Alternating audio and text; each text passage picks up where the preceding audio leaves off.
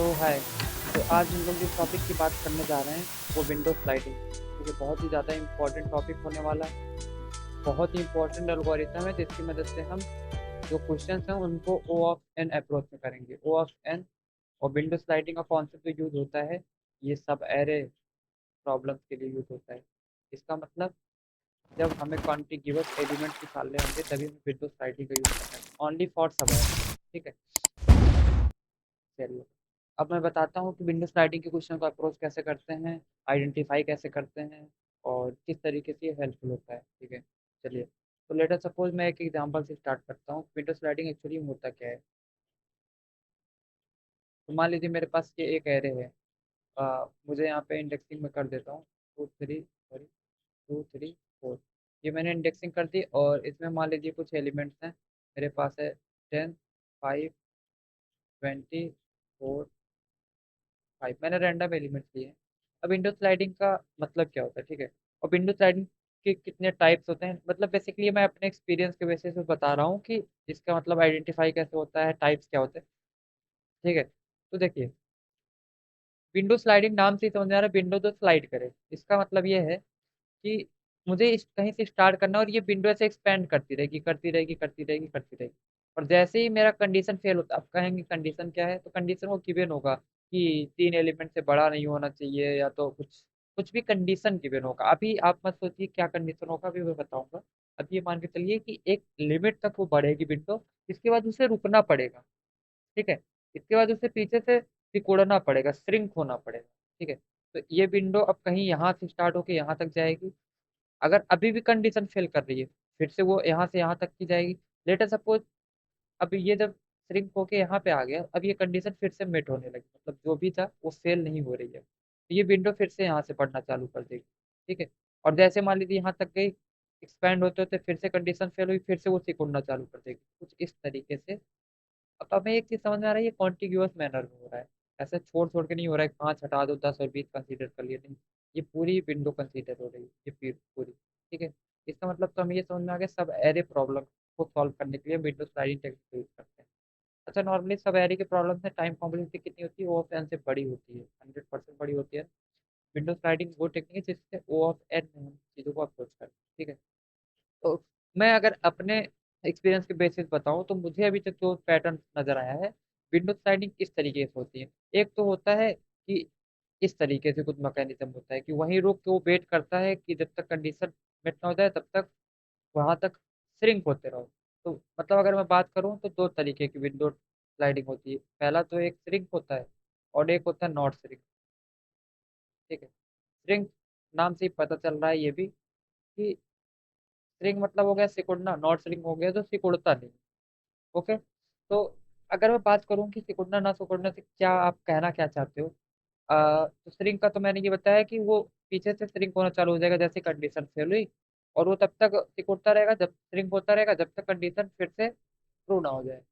तो let us suppose अगर मैंने बात किया यहाँ पे कंडीशन मेट हुई तो ये फिर से यहाँ से एक्सपैंड होना चालू कर देगा ऐसे। तो एक पैटर्न तो ये हो गया। श्रिंक नॉट श्रिंक का कैसे होता है, ये कभी भी खुद को श्रिंक नहीं करेगा। अगर मान लीजिए विंडो ऐसे बढ़ रही बढ़ रही बढ़ रही, वो कंडीशन फेल हुआ तो वहीं पे रुक जाएगा। सॉरी, वो रुक जाएगा वहीं पे। लेकिन ये कभी भी श्रिंक नहीं होगा। श्रिंक का मतलब यहाँ रुक के ये श्रिंक नहीं होगा, साइज अपनी मेंटेन रख के वो आगे बढ़ जाएगा, ऐसे टाइप का।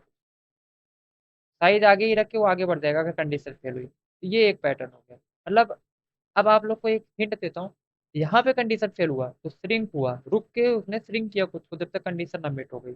जबकि यहाँ पे नॉट श्रिंक के केस में क्या है कि वो अपने आप को श्रिंक नहीं करेगा, वो अपनी साइज को कांस्टेंट रखेगा, मेंटेन रखेगा। ठीक है, यहाँ तक समझ में आया।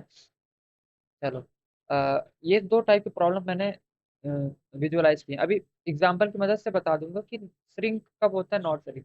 ठीक है, तो ये नेक्स्ट पेज कर लेता हूँ। अभी मैं बात करता हूँ कि पहला तो मैं बात करता हूँ श्रिंक। बहुत ही इजी तरीके से बताऊंगा इसका। मैं तरीका लिख बता दूंगा कोड लिखने का, बहुत ही सारे प्रॉब्लम्स वो आपको दिख जाएगा पैटर्न। सबसे पहले मैं श्रिंक की बात करता हूँ। लेटेस्ट सपोज मेरे पास एक एग्जांपल लेके ही सॉल्व करते हैं। ठीक है? मैं एक एग्जांपल ले, अ, मेरे पास कुछ एलिमेंट्स हैं। ठीक है, लेटेस्ट सपोज मेरे पास हैं 10 5, 4,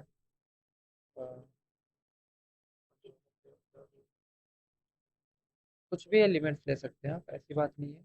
लेटर सपोज मैंने लिया 5, 12, ऐसा ऐसा एग्जांपल ले रहा हूँ जिससे कि बिना स्लाइडिंग प्रॉब्लम क्लियर हो जाए एक ही बार में। मान लीजिए ये लिया, एक कर लेता हूँ, ठीक है। अब मैंने लेटर सपोज मैंने बोला कि मुझे सम कितना चाहिए। मैंने बोला मुझे जो सम की रिक्वायरमेंट है वो 18 है, ठीक है। मैंने बोला मुझे सम इज इक्वल टू 18 चाहिए। तो बताओ कॉन्टिग्यूअस फैशन में कितने एलिमेंट्स हैं, मैक्सिमम नंबर ऑफ एलिमेंट जो मुझे 18 जनरेट करके दे सकते। ये मेरा प्रॉब्लम, ठीक है। तो अगर मैं इस क्वेश्चन को थोड़ा सा और एक्सपेंड करूं जिससे और भी क्लियरेंस आए, तो मैं इसको कुछ ऐसे कर ले रहा हूँ। और मैं स्क्रीन देखती 0, 1, 2, 3, 4, 5, ठीक है। चलिए, अब बताइए सम इज इक्वल टू 18 हो और वो कॉन्टिग्यूअस फैशन में हो, ठीक है। तो कौन कौन से एलिमेंट्स हैं वो मुझे दिख भी रहा होगा। एक तो दिख रहा होगा कि ये एलिमेंट्स हैं, 12, 5, 1। और एक मुझे दिख रहा होगा ना कि 13, 4, 1, ठीक है। तो ये दो एलिमेंट हो गए, 13, 4, 17, 1। तो मैं इसको एक काम करता हूँ और भी एक्सपेंड करता हूँ, तो और भी थोड़ी क्लियरिटी है। और ठीक है, अब देखिए अब इसकी साइज कितनी हो गई, जो 18 दे रहा है, 4। तो मुझे जो आंसर चाहिए ना वो ये चाहिए था, 18 जनरेट करने वाले मैक्सिमम जो एलिमेंट्स है उनका काउंट मुझे बताना। तो मुझे दिखता है 18 ये भी जनरेट कर रहा है, 18 ये भी जनरेट कर रहा है। बट मैक्सिमम एलिमेंट जो 18 जनरेट कर रहे हैं वो 4 है, 13, 3, 1, 1, 13, 3, 16, 1, 17, 1, 18। तो मुझे आंसर में चाहिए 4,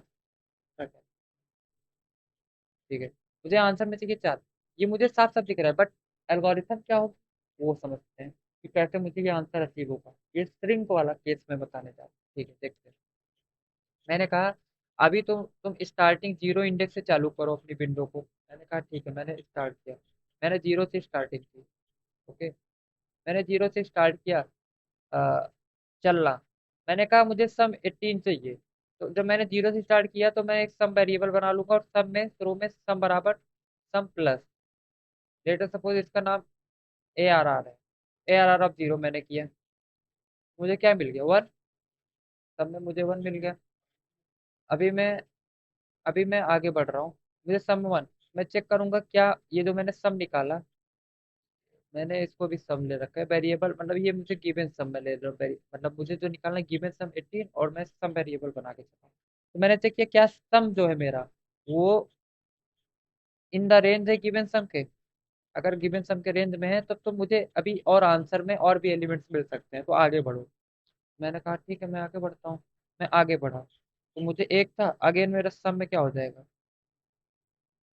अगेन मेरे सम में सम प्लस ARR ऑफ 1। मेरा सम में 1 पहले से था, यहाँ पे 1 स्टोर हो रखा होगा। और एरे ऑफ 1, ये 1 + 5 कितना हो गया, 6। अभी भी क्या ये less than equal to given sum है, ये बिल्कुल है। मतलब और भी एलिमेंट्स अभी ऐड हो सकते हैं और मुझे मैक्सिमम आंसर चाहिए ना एलिमेंट, इसलिए मैं और आगे बढ़ूँ। मैंने कहा चलिए आगे बढ़ते हैं। मैंने कहा सम प्लस ARR ऑफ 2। मैंने कहा सम में अभी तक 6 था, 6 प्लस एरे ऑफ 2, 12। जी हाँ, मुझे गिवन सम के लेस देन इक्वल मिल गया, ठीक है। बट मुझे एग्जैक्ट 18 के इक्वल मिल गया ना, अब इस 18 को मुझे कंसीडर करना है। इसका मतलब मुझे कितने एलिमेंट्स टोटल मिले, ये टोटल कितने एलिमेंट्स मिले, 1, 2, 3। बट मैं जानूंगा कैसे कि मुझे 3 एलिमेंट्स ये मिले।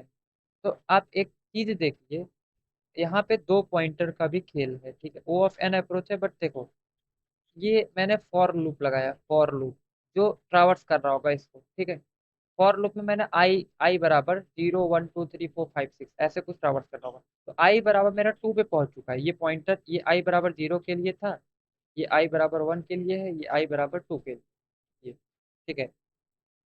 0, 1, 2, ओके। चलिए अब मैं कहूंगा जब आई बराबर 2 पे है, ठीक है, तो मैं एक पॉइंटर वहां पे भी रोक के रखूंगा जहां पे मेरी पूंछ होगी, टेल होगा। टेल, पूंछ का क्या मतलब, मैंने यही तो बताया था। लेट सपोज मैं और एग्जांपल दूं, एक सांप है, अगर उसको फूड की तलाश है, फूड खाना है, और उसका लिमिट है कि वो 18 अमाउंट का फूड खा सकता है, तो वो पहले एक खाया, फिर सॉरी, एक खाया उसने, फिर 5 खाया, फिर 12 खाया। अब सांप को रुकना पड़ेगा यहाँ पे, उसे पचाना पड़ेगा अपना खाना। तो पचाने का मेरा मीनिंग ये है कि वो अपने आप को उल्टी करना चालू करेगा पीछे की साइड से, तो वो सबसे पहले एक निकालेगा। अच्छा, 5 क्यों नहीं निकाला मैंने? सिंपल सी बात है यार, मुझे मैक्सिमम आंसर चाहिए, अगर मैंने 5 निकाल दिया तो एक ऑटोमेटिक निकल जाएगा। मतलब मुझे छोटी छोटी प्रॉब्लम्स को निकालना है ना, जिससे मुझे मैक्सिमम आंसर हमेशा जनरेट होता है। इसलिए मैं यहाँ से चालू करूंगा निकालना। एक निकालूंगा, फिर 5 निकालूंगा, फिर 12, अगर कंडीशन फेल हो रहा है तो। कंडीशन फेल होने का क्या मतलब है, अभी बताता हूँ कि क्या कंडीशन रहते हैं जिसके अकॉर्डिंग मुझे आंसर। अभी इतना मान के चलिए कुछ कंडीशन होगी जो फेल कर रहा हूँ, इसलिए मैं डायरेक्ट 5 नहीं निकालूंगा, मैं पीछे से चालू करूंगा। तो उसने एक को बाहर निकाल फेंका, ये निकल गया, मतलब ये चीज इरेजर, ठीक, उसने ये खुद को निकाल दिया। अब वो 1 से स्टार्ट कर रहा है, ठीक है, उसने चेक किया। हाँ, अच्छा निकालेंगे कैसे, ये भी क्वेश्चन मन में आ रहा होगा कि भाई बोल तो रहे हो निकालने का, लेकिन निकालेंगे कैसे? तो सिंपल सी बात है, अगर कंडीशन फेल हुई तो निकलेगा कैसे? अरे भाई सब में 18 था, ये निकलने का क्या मतलब हुआ, 1 निकल गया। अब 1 कैसे जानूंगा कि मुझे 1 निकालना है? तो इस पे भी मैं पॉइंटर रखूंगा शुरू में, जो जे बराबर जो होगा जीरो पे इनिशियलाइज कर दूंगा, जिससे जे हमेशा जीरो पे रहे, हमेशा उसकी टेल पे रहे। अब जैसे ही कंडीशन फेल हुई ना, अभी तो ये कंडीशन पास हुई है, 18 है, ठीक है, तो मैंने आंसर में सबसे पहले मैं इस पे होल्ड लगाता हूँ कि जे कैसे होगा। अभी जे मैंने जीरो पे रखा था। आना चाहिए। हाँ। और रिक्वायर्ड जो हमें मिल गया है, हाँ, 18। तो कंडीशन फेल कहाँ हो रही है? अभी कंडीशन पास है, इसलिए मैं कह रहा हूँ अभी होल्ड रखो, कंडीशन फेल होगी उसको बताऊंगा। अभी तो ये आंसर मुझे मिल गया ना, तो आंसर को पहले अपडेट कर दो, मैं कहूंगा। जैसे जब कोड लिखेंगे तो यही करेंगे, जैसे रिक्वायर्ड सम गिवन सम के बराबर मिल जाए तो हम रिटर्न कर देंगे वही काम।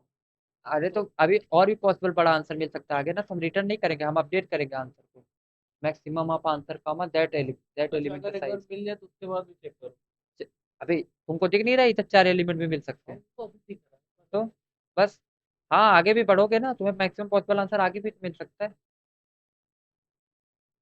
ठीक है। तो चलिए, तो मैंने यहाँ पे कहा कि अब मेरा 18 आंसर मिल गया है, ठीक है, एग्जैक्ट 18 मुझे मिल गया है। अब मुझे ये कंसीडर करना है, तो मुझे साफ साफ दिख रहा है कितने एलिमेंट ने 18 मिलकर कंसीडर किया, 1 2 3, ठीक है। अच्छा एक चीज ध्यान दीजिएगा, जो इंडेक्सिंग है, अगर +1 कर दूं मैं उस इंडेक्सिंग में, तो मुझे उतने नंबर ऑफ एलिमेंट्स मिल जाएंगे। कैसे, देखिए, अगर मैं 4 में +1 करता हूँ 5 होता है, देखिए, 4 इंडेक्सिंग तो टोटल कितने एलिमेंट, 1 2 3 4 5। सिंपल सी बात है, 0 से स्टार्ट हो रहा है, 0 से 4, टोटल 5 एलिमेंट होते हैं। इसका मतलब अगर मुझे किसी विंडो की साइज फाइंड करनी है ना, तो मैं ये माइनस उसका टेल पॉइंटर कर दूं।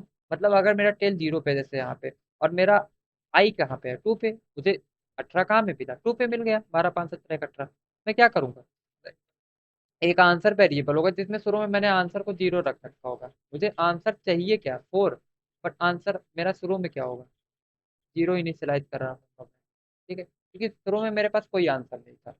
जब मैंने यहाँ स्टार्ट किया तो मुझे एक आंसर मिल गया, लेकिन 18 सब नहीं था उसका, इसलिए मैंने आंसर कंसीडर नहीं किया, मैं बढ़ता गया, जैसे मुझे यहाँ 18 मिला, अब मुझे टोटल 3 एलिमेंट मिल गए जिनका सम एग्जैक्टली 18 हो रहा है। मैं कैसे जानूंगा मुझे 3 एलिमेंट मिले? अरे सिंपल सी बात है ना, ये जो इंडेक्स है इसका और इसके टेल का डिफरेंस जो है +1, वही उसकी साइज होगी। कैसे, देखें, मैक्सिमम ऑफ आंसर कॉमा, आगे आगे कौन सा पॉइंटर है, आई 2 पे है और जे 0 पे, तो आई माइनस जे। अरे लेंथ हमेशा पॉजिटिव होती है ना, इसलिए, वरना एबीएस एब्सोल्यूट वैल्यू भी निकाल सकते हो, जो कि जे माइनस आई करोगे तो निगेटिव आ जाएगा, क्योंकि जो चीज पीछे है वो निगेटिव जनरेट कर देगा। आई माइनस जे करना होगा ना यहाँ पे, +1। अब इससे क्या मिल जाएगा मुझे, आंसर में मेरा 3। कैसे, टोटल कितने एलिमेंट, 1 2 3, देखो देख भी रहा है, आई की वैल्यू 2 -0 +1 3, 0 3 में मैक्सिमम क्या है, 3, तो ये देखो आंसर अपडेट हो गया, ठीक है। चलिए, अ, अब मैं एक काम करूंगा, मैंने कहा अभी आगे बढ़ते रहो, ठीक है। मैंने कहा आगे बढ़ते रहो, आंसर तो हमेशा अपडेट करते रहो, कोई दिक्कत नहीं। ठीक है, आंसर मैंने अपडेट कर दिया। मैं आगे अभी भी बढ़ रहा हूँ क्योंकि अभी कंडीशन फेल रही है। मैंने कहा आई बराबर 3 के लिए सम निकालो। सेम वही कहानी, sum plus A R R of 3। तो ये क्या हो जाएगा आंसर? अभी तक 18 था, जैसे ही 18 प्लस समथिंग 13 होगा, बहुत बड़ी वैल्यू हो जाएगी। 18 + 10 = 28, 3 31। 31 मेरा फेल कर गया, मुझे चाहिए था 18 और 31। अब अगर मैं आगे इससे और बढ़ा ना, तो मुझे अब 18 से बड़ी वैल्यू मिलने वाली, क्योंकि अब 18 को एक्सीड कर गया ना। अब 31 में समथिंग और ऐड होगा, उसके बाद समथिंग कभी भी 18 से छोटी नहीं मिलेगी। अगर इसे छोटी करना है तो मेरे पास क्या ऑप्शन है? पिछले एलिमेंट को मैं डिलीट करूं, जिससे मैं आगे बढ़ूं। लेकिन मुझे एक सवेरे चाहिए। सवेरे कॉन्टिग्यूअस फैशन में होता है, ठीक है। ये कॉन्टिग्यूअस फैशन में था तो फेल कर गया। तो अगर मैं इस एलिमेंट को निकालता हूँ, तो ये देखो मैक्सिमम 3 एलिमेंट मिल सकते हैं जिनका सम शायद 18 हो सकता है। मैंने माना, आपकी बात मैंने मानी। अगर चार एलिमेंट, तीन तीन एलिमेंट मेरे पहले ही आंसर में थे, और मैंने चौथे एलिमेंट मुझे फेल हो गया, ठीक है। और पीछे से मैंने एक एलिमेंट निकाल दिया, अभी भी साइज 3 ही बची। तो ये मैक्स कहाँ हुआ? ये तो उतने का उतना ही रह गया। लेकिन क्या हो अगर उसने पूछा हो total possible number of answer कितने हो? मेरा मतलब, अगर यहाँ पे 3 हुआ तो एक बार मुझे आंसर में 3 मिला, और उसने पूछा हो कि कितनी बार आंसर, मतलब उसने फ्रिक्वेंसी पूछी हो आंसर की। एक बार मुझे ये आंसर 3 मिल गया, और लेटर सपोज ये 18 बना रहा होता, ये भी मान लो एक होता। चलो मैंने यहाँ पे एक ही लिख दिया, मैंने यहाँ पे एक लिख दिया। अब चाहता समझ, अब जब एरे ऑफ 3 किया तो मेरा 18 + 1 हुआ, बस। अब यहाँ पे क्या हुआ? 19 अभी भी एक्सीड कर रहा है, अभी भी एक्सीड कर रहा है, ठीक है। इससे हटाएंगे ना, और यहाँ को मैं 13 लिख दे रहा हूँ, जिससे 13, ठीक है ठीक है ठीक है। हाँ 19। अब देखो, अब 18 के बाद 19 हो गया। अगर अगर अब दिमाग में ये डाउट आ रहा है ना, मैं क्यों ना इस एलिमेंट को निकालूं? भाई क्यों निकालना? मैंने जे पॉइंटर को इस पे फिक्स कर रखा है, मैं इजीली इसको एक्सेस कर सकता हूँ इस एलिमेंट को, तो मैं जे की हेल्प से इसको इजीली डिलीट कर सकता हूँ। जबकि इन सबको डिलीट करने के लिए मुझे बहुत तिकड़म करना, भाई दिक्कत होगी ना। यहाँ पे कोई पॉइंटर नहीं है मेरे पास, बट भाई मुझे जिसको डिलीट करना वहां पे मैंने पॉइंटर हमेशा रख रखा है, हमेशा टेल से डिलीट करना चालू होगा। इंपॉर्टेंट पॉइंट, हमेशा टेल से। क्यों? क्योंकि अगर लेटर सपोज मैंने इसको डिलीट कर दिया तो सब पहले ऑटोमेटिक चाहिए सारे सब एलिमेंट आगे डिलीट हो गए। भाई अब ये सब एरे कहाँ रह गया? जबकि एक पॉसिबल आंसर ये भी तो हो सकता था, ये वाला। ये एक पॉसिबल यहाँ निकला था, सॉरी, एक पॉसिबल यहाँ निकला था, यहाँ एक पॉसिबल यहाँ निकला था, ठीक है। तो दूसरा पॉसिबल आंसर तो यहाँ पे भी तो था। दूसरा पॉसिबल आंसर ये देखो यहाँ पे था, और एक यहाँ पे था, एक यहाँ पे था। 12 5 1 17, 12 5 17, 1 18। तो ये दोनों आंसर। लेकिन अगर मैंने इस एलिमेंट को रैंडमली डिलीट किया, जबकि इसे डिलीट करने में दिक्कत होगी। क्यों? यहाँ पे जे मैंने इसलिए रखा कि हमेशा टेल से डिलीट करना है। बहुत इंपॉर्टेंट पॉइंट है ये, आई होप समझ में आ गया होगा कि ऑलवेज टेल से डिलीट करना है, जिससे मुझे और भी पॉसिबल आंसर्स मिल जाए। ठीक है, तो मैंने चलिए सब एरे में कंटिन्यूअस होता है, तो हाँ बीच से डिलीट ही नहीं कर सकते अगर डिलीट, सब हाँ एरे बी से चाहिए तो। डिलीट नहीं करेंगे। और दूसरी बात, मुझे हम मैक्सिमम नंबर ऑफ पॉसिबल सब आंसर चाहिए। और ये भी बात है, जैसे अगर एक सीट तो जैसा कुछ करो 19 हुआ है, तो तुम अगर ज्यादा एलिमेंट डिलीट कर दोगे तुम ज्यादा पीछे आ सकते हो, इसलिए छोटा छोटा डिलीट करो ताकि धीरे धीरे कम उससे आगे हाँ बढ़ो। ये कॉन्सेप्ट हो सकता है। हाँ यही लॉजिक है, यही लॉजिक है। तो मुझे यहाँ पे, चलिए ये सब अभी हटाते हैं। तो इतना समझ में आ गया होगा, ठीक है। चलो, तो ये जब मैंने डिलीट किया ना, जैसे एक्सीड किया तो मैं पीछे से डिलीट किया मैंने, ठीक है। मेरे आंसर में 3 एलिमेंट पहले से मौजूद थे, ठीक है। अब फिर से मैंने चेक किया तो मेरा देखो, इसको डिलीट करने का क्या मतलब हुआ? इसका डिलीट करने का ये मतलब हुआ, जैसे ही मेरी कंडीशन फेल हुई, मैं यहाँ पे लिख रहा हूँ, अगर कंडीशन फेल, तो ये कोड चल रहा होगा वहां पे, सम बराबर सम माइनस ए ऑफ जे, ठीक है। जब तक कंडीशन चल रही थी तब तक तो ये था, और जैसे कंडीशन फेल हुई तो वाइल, वाइल के अंदर चलेगा। एक इंपॉर्टेंट चीज, वाइल क्यों चलेगा ये भी अभी समझ में आ जाएगा कि इफ क्यों ना लिख के मैंने वाइल क्यों लिखा। इफ एक बार एग्जीक्यूट होगा, वाइल तब तक एग्जीक्यूट होगा जब तक कंडीशन को वो फिर से पास ना कर दे, मतलब फेल रहेगा तब तक ये ऑपरेशन परफॉर्म करते रहो। ठीक, कैसे देखो, सम बराबर सम माइनस ए ऑफ जे, इसका क्या मतलब हुआ? सम बराबर जे की वैल्यू मेरी कितनी थी, 0। सम को जब 0 निकाल, अभी 19 था सम मेरा, 19 माइनस 18। भाई जैसे ही वैलिड हुआ तो ये वाइल लूप टर्मिनेट हो जाएगा, फिर से मेरा कॉल यहाँ पे आ जाएगा आई बराबर 4। अच्छा अब ये मेरा एग्जीक्यूट जब हुआ तो आंसर, ये वाइल लूप सबसे ऊपर में लिखूंगा, ठीक है। उससे क्या फायदा होगा कि मेरा आंसर बार बार अपडेट होगा, क्योंकि तभी तो ये पॉसिबल आंसर को भी वो अपडेट कर देगा कि जे की आई की वैल्यू थी 3 पे, आई अभी 3 पे है, जे अब मेरा कहाँ पहुंच चुका है 1। कैसे? ये करने के बाद इसी लूप के अंदर, इसी वाइल लूप के अंदर एक कंडीशन और भी होगी, जे प्लस प्लस।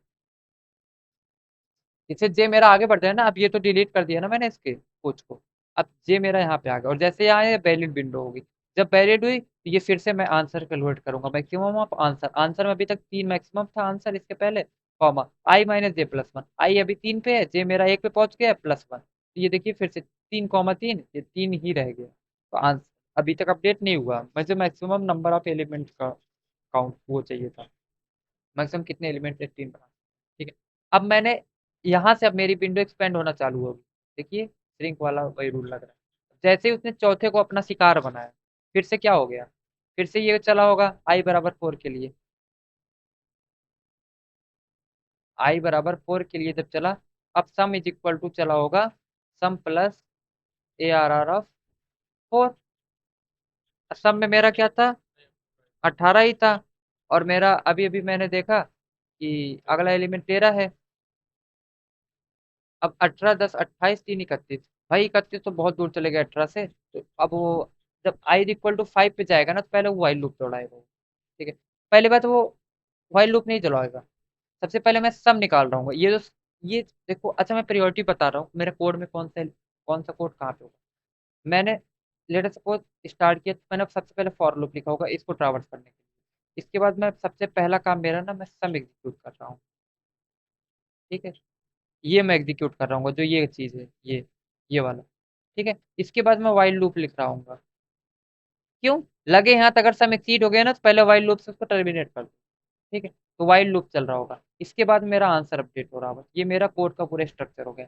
सबसे पहली स्टेप सम निकाल रहा होगा, फिर अगर एक्सीड हो गया तो लगे हाथ वाइल लगा दो, एग्जीक्यूट कर दो, अदरवाइज बार बार आंसर अपडेट होता रहेगा साइज। ये था मेरा कोडिंग स्ट्रक्चर, ठीक है।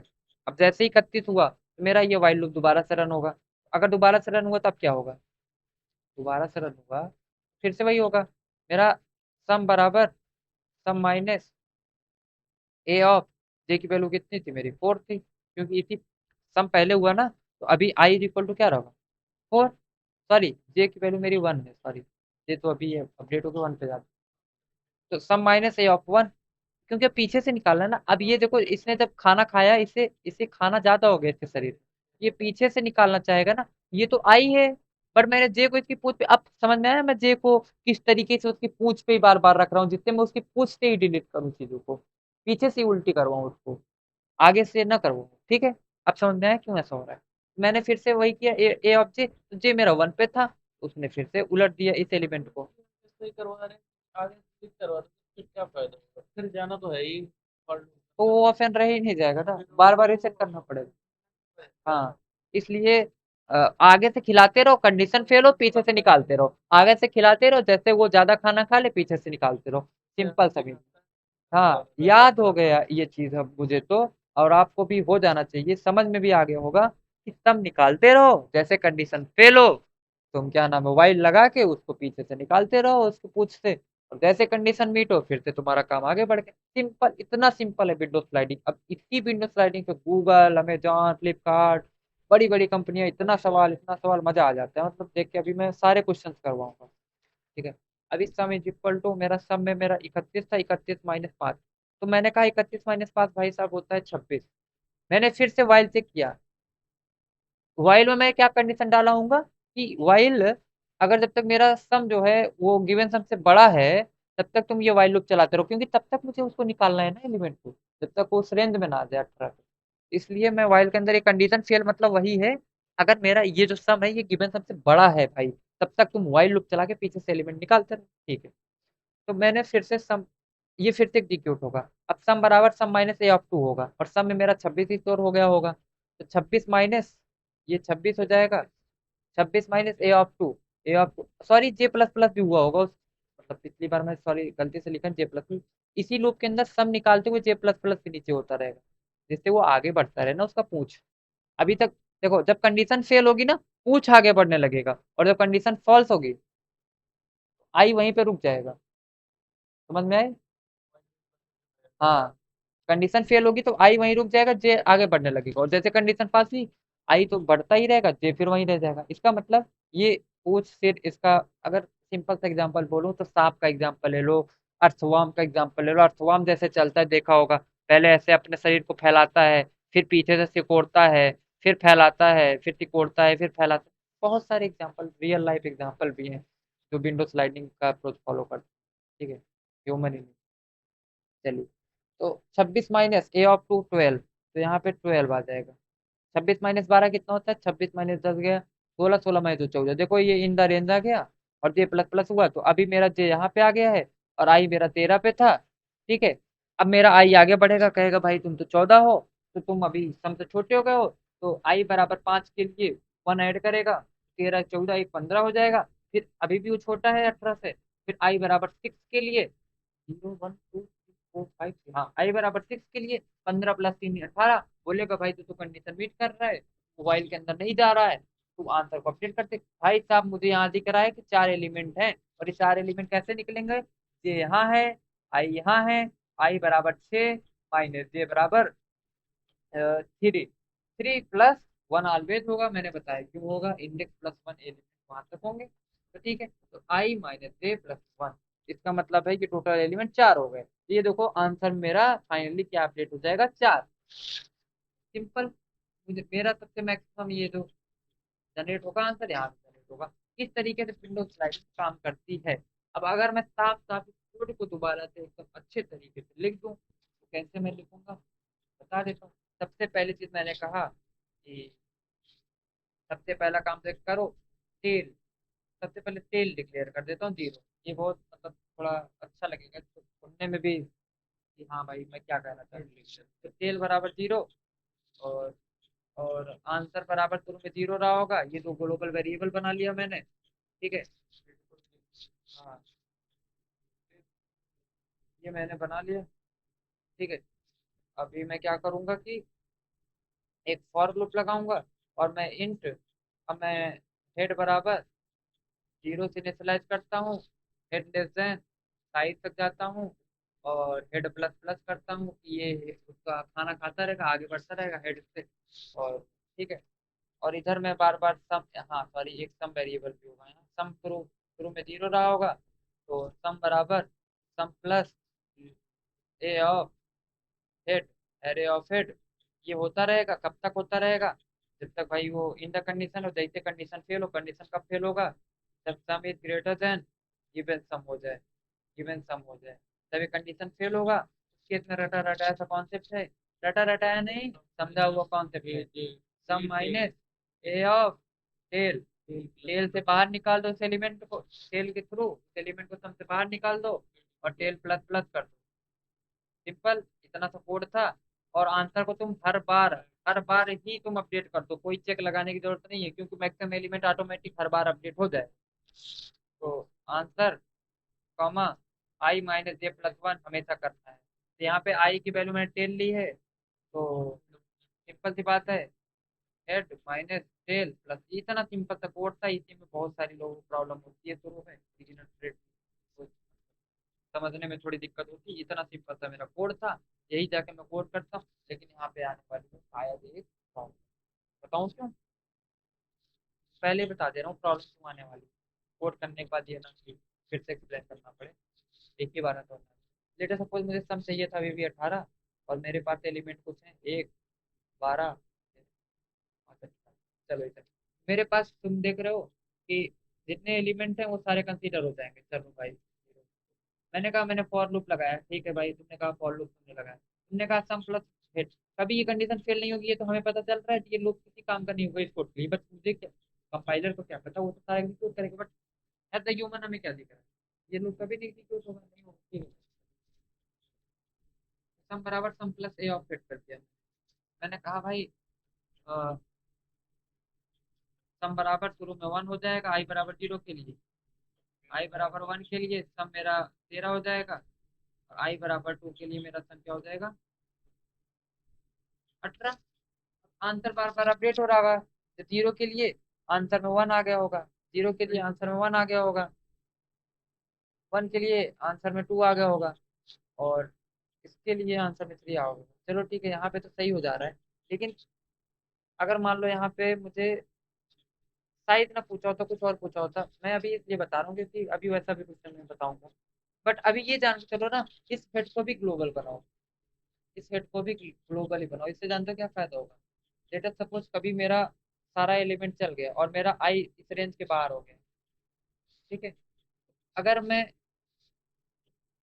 नॉर्मली आंसर रिटर्न कर रहा हूँ तो शुरू में आंसर 0 ही रिटर्न हो जाएगा, क्योंकि वो अपडेट ही नहीं होगा, जबकि मुझे अपडेटेड वैल्यू चाहिए।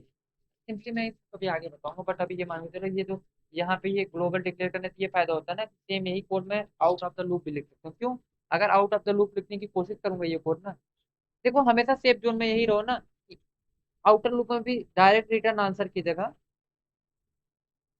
तुम ये चीज करना, return maximum of answer comma this, इससे हमेशा तुम्हें कभी भी गड़बड़ आंसर नहीं आएगा। मैं आगे बताऊंगा ये क्वेश्चन का रेफरेंस लेके क्यों ऐसा मैंने किया, लेकिन अभी के लिए आप मुझे याद कर ऐसा कर, ठीक है, क्योंकि सेफ जोन में रहेंगे।